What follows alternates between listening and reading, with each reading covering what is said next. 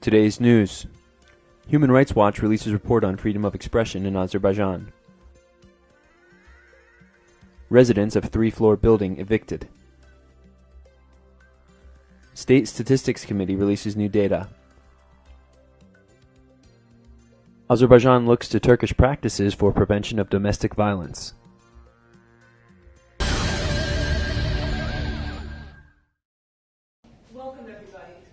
Human Rights Watch has just released its latest report on the violations of press freedom and the prosecution of journalists in Azerbaijan.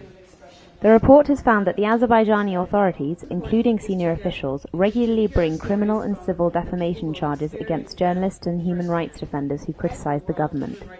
The police prevent mass media involvement in important public affairs. In a statement in today's press conference in Baku, Human Rights Watch Deputy Director of Europe and Central Asia, Rachel Denber, said, "Journalist Enullah Fatuliev and bloggers Adnan Hajizadeh and Amin Milli must be released. This is our primary recommendation for the Azerbaijani government. Anyone trying to openly criticize the government risks becoming a target for violence and prosecution.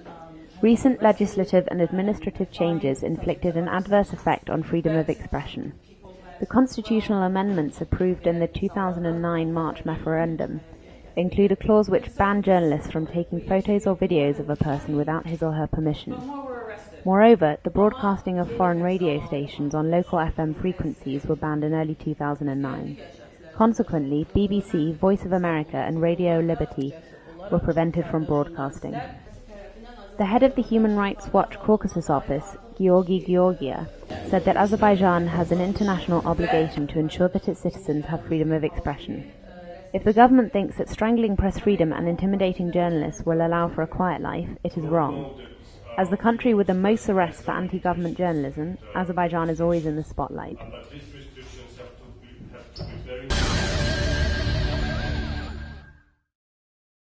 The residents of apartment block 3 on Rezulzade Street in the Sabuntchu district have been evicted from their apartments. Human rights defender and advocate Taizia Kordieva said during a press conference today, "This is not the first time that Baku residents have been evicted. People are not provided with proper housing and they are virtually uncompensated." The residents said that their apartments are gradually being torn down. On August 26, they were forcibly evicted without being provided with alternative housing. They were told that they would either be given money to rent another apartment or they would be provided with apartments, but neither of these promises have been fulfilled.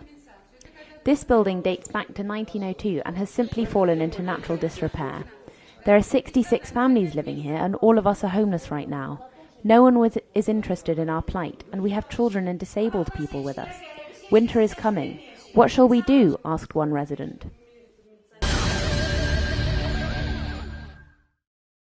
Today, the State Statistics Committee released new data. Committee Chairman Arif Veliev announced that the population's total income had increased by 11.3% to 17.9 million AZN. In the past 9 months, the average monthly salary for one worker has increased by 6.6% to 319 AZN. The minimum legal wage in Azerbaijan is 85 AZN per month. The minimum amount for a family to live on was calculated to be 96 AZN. The agricultural output increased by 4.1% to 29.3 billion, and domestic harvest in the non-oil sector increased by 5.2% to 12,394 billion AZN. Valiev added that between January and September there had been a 5.2 increase in the non-oil sector and a 2.7 increase in the oil sector. Average inflation stood at 5.2%. It is expected that there will be a 5 to 6% inflation increase in comparison with 2009. Today, the Azerbaijan Women's Rights Defense Society discussed Turkey's domestic violence policy. Director Nevelo Jafaroglu said that the cultural similarities between these two countries made it useful to look at Turkey's experience with this issue. Engin Demir, a Turkish human rights defender, announced that statistics show an international increase in domestic violence that seems to be unrelated to economic status. Another Turkish representative, Ayla Ait, said that although their goal is to prevent domestic violence, they often do not succeed and abused women are forced to seek divorce. The discussion emphasized the need for better public awareness of this problem.